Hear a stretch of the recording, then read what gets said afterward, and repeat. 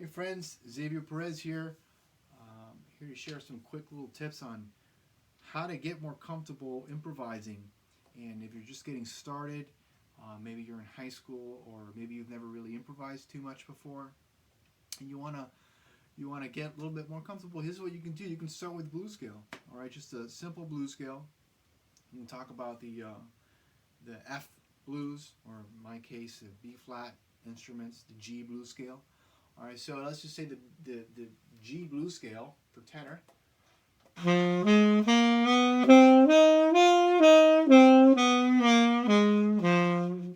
we could use rhythm, and I'm going to point out some tips, some things that I do when improvising to not get overwhelmed with all the harmony. One of the things that the most important thing I think when you're improvising, whether it's a blues or a jazz standard or it's an original composition, whatever you're doing when you're improvising, the time has to be clear. The time feel and the rhythm of jazz music, that's the most important feature for me. And it's more important to be right in the pocket and play something in time with a lot of intent than play something that's out of time but correct. Okay, so here we go. I'm gonna have a MIDI backing track. It's just a blues backing track. Nothing too fancy here. And I'm gonna explain what I'm doing. Give you some ideas. All right. So like I said before, it's the G blues scale. I'm gonna do it going down. All right. Instead of going up, I'm gonna go down. Now I delayed it at the end. Instead of playing it straight like this, that's straight. I'm gonna delay.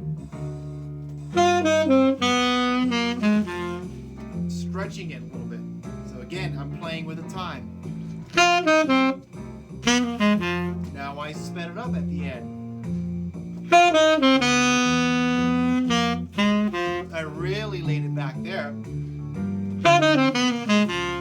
I played the whole thing now, going through without any breaks.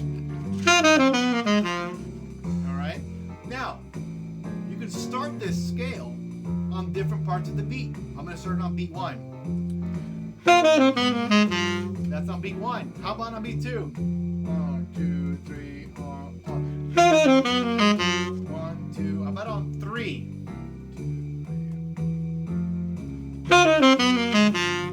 Alright, so you can start it on different parts of the beat.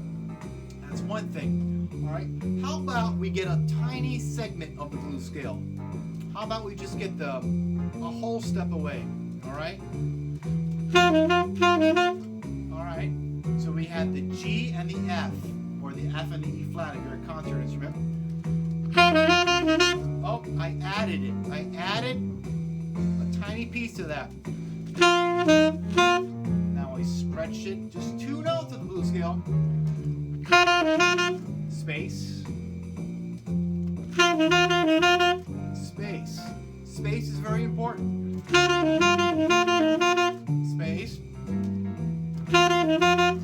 Call and response. Remember, call and response. We're calling, waiting, we're calling, we're waiting, and we're calling. Maybe the drummer's gonna go bam. Not this guy. This is a computer drummer. He's not interested in playing with me. Now check this out. I'm gonna go up now.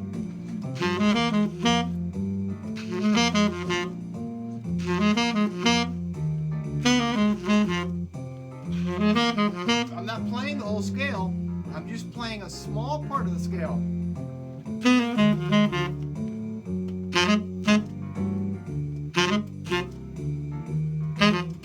That's a tiny part of the scale, all right? So play with the rhythm. Think about the rhythm. Think about interacting with that drummer, maybe that piano player, that guitar player.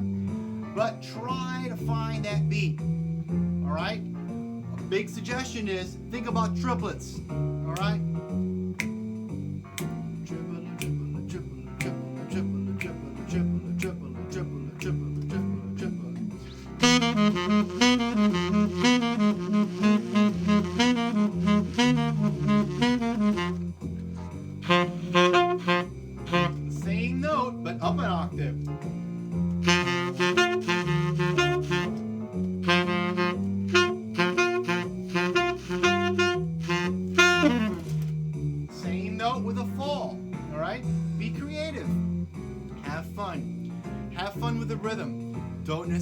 have to play the whole scale up and down. All right? So these are some concepts to think about. You don't necessarily have to play a million scales and a million chords. And even if you can, doesn't mean that you should. All right?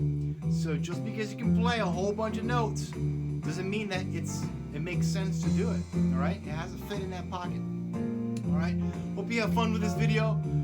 Get comfortable with rhythm, get comfortable with the blues scale, and this will help you carry on to all different types of chords and standards. All right? Keep blowing. Have fun.